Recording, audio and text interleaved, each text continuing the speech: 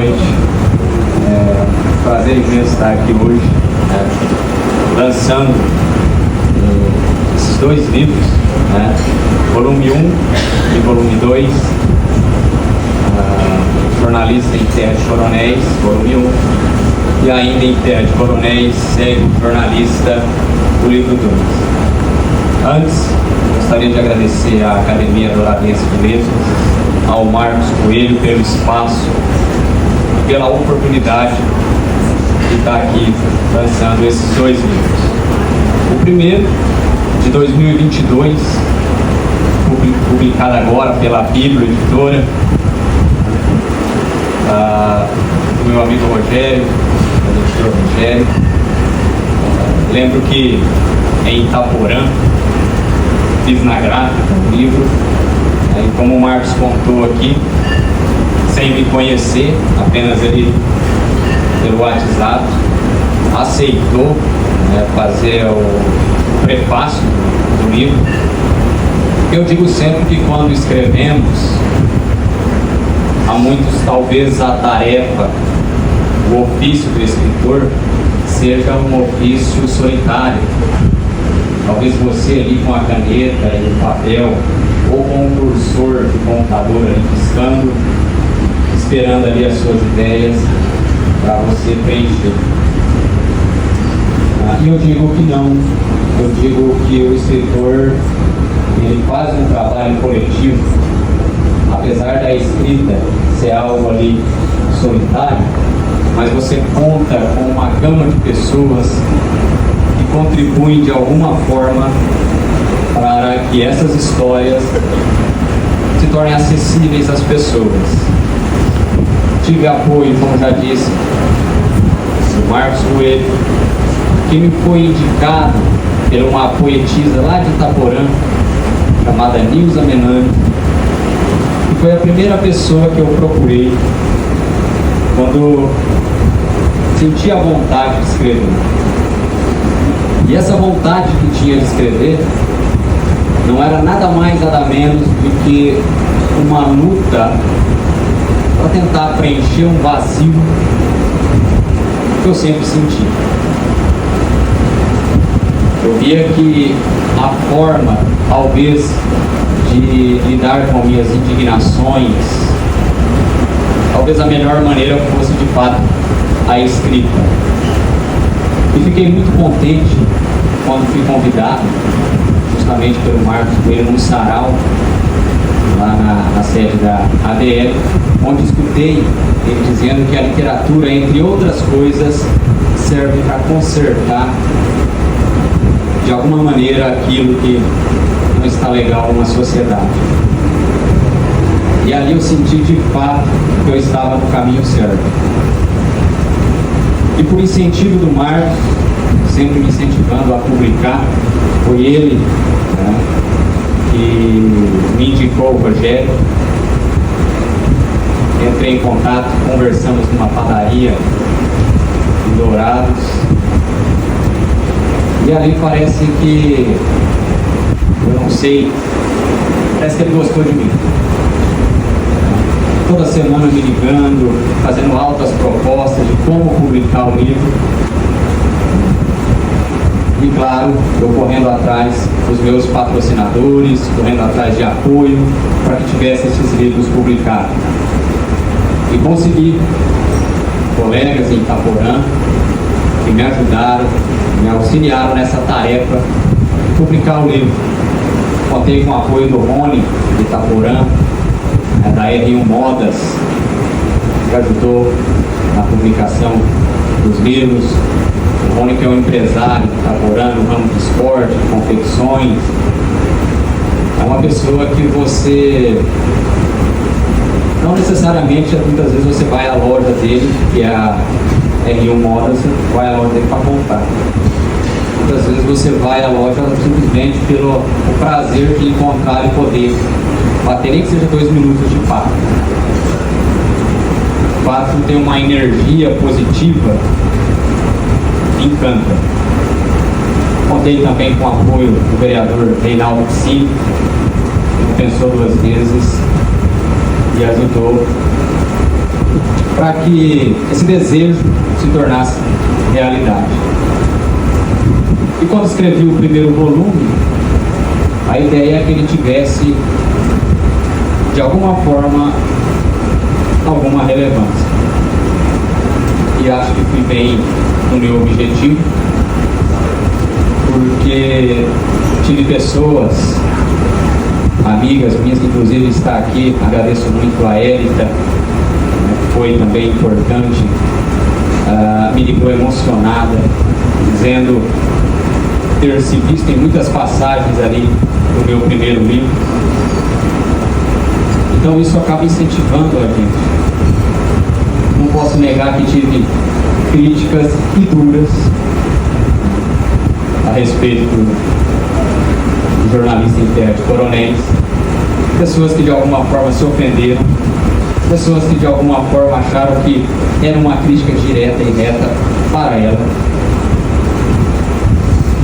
Mas eu sabia que isso aconteceria, o objetivo era esse.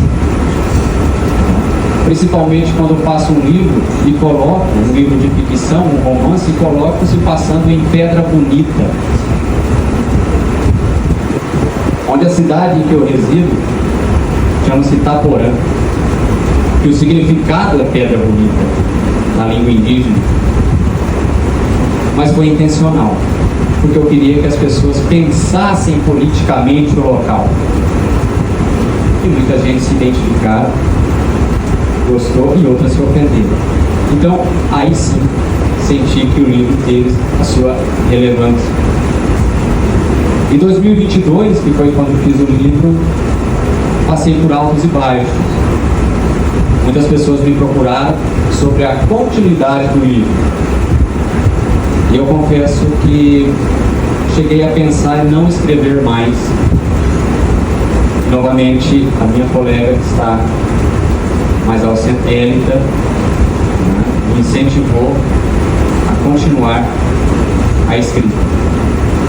E nesse segundo livro, ainda em Terra de Coronéis, Sério Jornalista, contei também com outros apoiadores. E eu estou indo bem aqui porque meu maior medo era estar aqui e esquecer o nome das pessoas, porque eu esqueço facilmente o nome das pessoas. Às vezes, num ato de nervosismo, quero citar alguém que é importante e acabo esquecendo o nome. Ainda bem que não aconteceu. A Domitila foi importante para o segundo livro, porque aceitou o desafio de fazer a correção ortográfica. Então sou muito grato também a Domitila. No momento que estava escrevendo o segundo livro, eu estava vivendo no distrito da Nova Itamaraty, Ponta Porã. Agradeço às amigas Rosemeire e Daiane que vieram de Ponta Porã, do distrito, justamente para estar aqui hoje. E naquele momento que estava em Nova Itamaraty, às vezes à noite, na casa de um também amigo coordenador, que está citado no livro, eu ficava escrevendo. Ia para a escola no outro dia, lecionava, e ficava todo horário de almoço na escola, como eu ia almoçar na casa da Rosemeire. E naquele momento que estava ali, às vezes eu entregava os originais para algumas professoras. Dá uma lida nisso aqui. O que você acha? Olha, aqui tem uma parte aqui que é uma fala de uma mulher, acontece assim, você como mulher, qual seria a sua reação? É essa que eu escrevi, você teria outra, essa? A gente ficava trocando essas ideias. Eu comento isso no livro também. Então perceba que é um conjunto. Eu não posso dizer que eu escrevi o livro sozinho, mas eu contei com o apoio de muitas pessoas que foram importantes. Isso sem citar a família. Em momentos de tristeza, em momentos de dificuldade, quem está ali te apoiando. Então, sou muito grato a todas essas pessoas. Agora falando rapidinho, para ser breve, especificamente dos livros. O livro número 1 é a trajetória de um jornalista chamado Fábio, que o Rogério, na padaria, me disse se tinha muito desse Fábio em mim. E eu disse, não tem como fugir. Claro que tem. Tem muito do Fábio em mim, mas tem muito de mim em outros personagens. E tem muito de outros personagens, pessoas que eu conheço no dia a dia. Porque ali é uma reunião das histórias que eu vivi, das histórias que eu ouvi. Então, Fábio é um jornalista que tenta se encaixar eticamente no mundo do jornalismo. E é claro que ele vai passar por muitos problemas, vai ter muitas situações, vai se encontrar em questões amorosas, ele não vai conseguir sair dela, vai pensar a sua vida enquanto ser ético, porque ele cobra a ética, mas será que ele a faz dessa maneira? E tem uma pitada de erotismo no livro, né? E isso também foi proposital. Eu lembro que eu escrevi artigos em Itaporã, nos jornais lá, online, e depois no outro dia eu ia correndo para saber quantos cliques tinha dado. Quantos cliques deu? Deu 10, deu 15. Mas as fotos do acidente na avenida tal deu 1.200 cliques. E foi bem naquele boom de 50 tons de cinza, de tudo aquilo. E eu, como amante também de Raul Seixas, todo aquele esoterismo, falei, pô, aí as minhas histórias está faltando o tempero.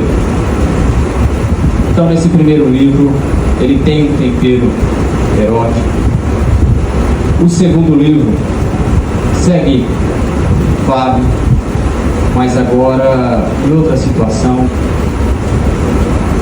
tentando se entender como pessoa. Ele já tem mais uma pegada psicológica, ele já tem mais uma pegada de tentar entender ele enquanto ser humano. E foi assim que fez os livros. Tem um terceiro ainda a caminho, porque a ideia é para 3 livros. Ele tem espaço de 2 anos entre ele, então daqui uns 2 anos, um pouco mais, um pouco menos, se Deus quiser, estarei aqui lançando o terceiro volume. Eu espero que goste. Daí, esquecendo o segundo livro, eu faço uma pequena homenagem à cidade que eu vivi durante 16 anos, que é Cacilândia, aqui em Mato Grosso do Sul. Cacilândia, que tem esse nome pelo apelido do fundador, que era Cassinha, Joaquim Baldomino de Souza, Cassinha. Então as histórias se passam em Cassinha. E eu brinco, porque é muito comum lá em Cacilândia a questão do horário. Todo tempo eu brinco com isso no livro. Para muitos aqui é comum você perguntar o horário e as pessoas te responder 10, 9, 8, 7 horas. Lá não existe isso. Qual o horário, por favor? Eles vão devolver com uma outra pergunta. É oficial ou Mato Grosso? Você diz Mato Grosso, ele vai te dar o horário oficial de Mato Grosso do Sul. Você diz oficial, vou te dar o horário de Brasília. Aí tem umas coisas interessantes lá. Porque eu saía de Cacilândia e ia para Paranaíba, uma cidade vizinha. Saía às 3 horas de Cacilândia. Paranaíba fica a 90 e poucos quilômetros, quase 100 de Cacilândia. Saía às 3 horas oficial de Cacilândia. Chegava às 3 horas em Paranaíba. Porque Paranaíba segue o horário de Mato Grosso do Sul. Mas tinha ao contrário, saía 3 horas de Paranaíba e chegava às 5 horas em Cacilândia. Então lá é bem comum. E as pessoas não gostam. Talvez as pessoas lá de Cacilândia não vão gostar também disso, porque muitas defendem que não, você está no Mato Grosso do Sul, aqui não tem isso, os órgãos públicos seguem todo o horário de Mato Grosso do Sul. Mas de fachada, porque aí alguns órgãos públicos abrem 6 horas Mato Grosso. Para quê? Para, na verdade, na prática, ser 7 horas oficial, que é o horário que a maioria das pessoas seguem lá, que é o horário oficial de Brasília, apesar de Castelândia ser Mato Grosso do Sul. Então, eu acho uma coisa interessante da cidade e quis brincar um pouco com isso no livro. O resto é ficção e qualquer semelhança é mera coincidência. Ok? Muito obrigado pelo espaço, pessoal. E novamente agradeço ao Marcos, em nome da Academia do Gaviões de Letras. Muito obrigado.